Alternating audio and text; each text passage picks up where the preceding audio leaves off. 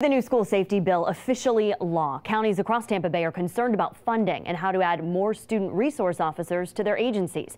Area superintendents say they are short millions of dollars to pay for an SRO in every school, and they'd have to make cuts elsewhere to make up the difference. But money isn't all school districts and law enforcement agencies need to worry about. 10 News reporter Shannon Valladolid shows you another issue that they're now up against.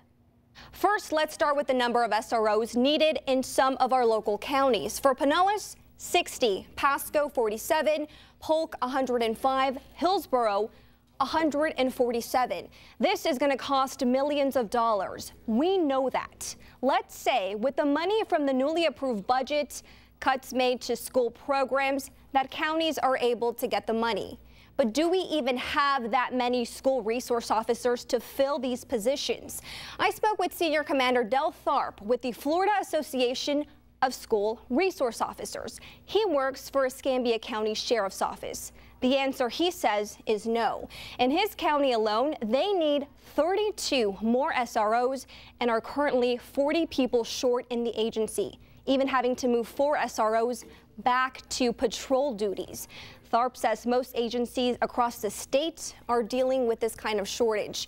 For Pinellas County, they need 156 new deputies and police officers countywide. This is a big problem because school districts across the state of Florida need to have an SRO at every public school by the beginning of next school year.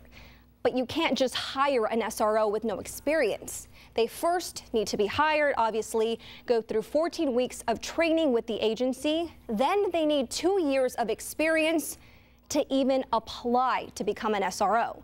Another problem, agencies may be forced to take patrol deputies protecting our streets and make them SROs, essentially creating skeleton crews across the state.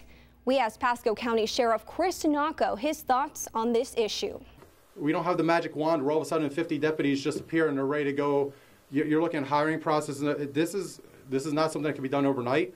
We can't just keep focusing on the school buildings. We have to focus on where students are, where people are. There's a lot of people that go to movie theaters. I'm not trying to scare people from doing things, but I'm just saying, if you look at the world around us, a lot of people congregate at a lot of places.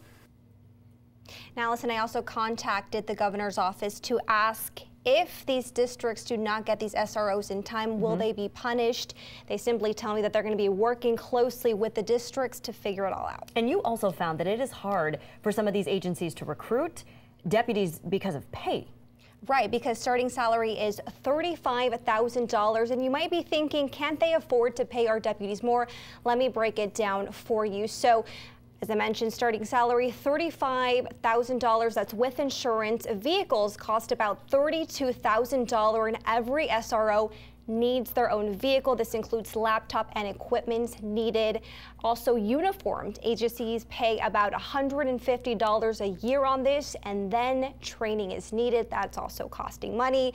It's different for every agency, but they do need firearm training twice a year. Roughly, it can cost about $100,000 for one SRO, and of course it's going to be more for veterans. That's why the budget is so tight and the salaries are so low. There's a lot for districts to figure out how they're going to make this work. All right, Shannon, thanks.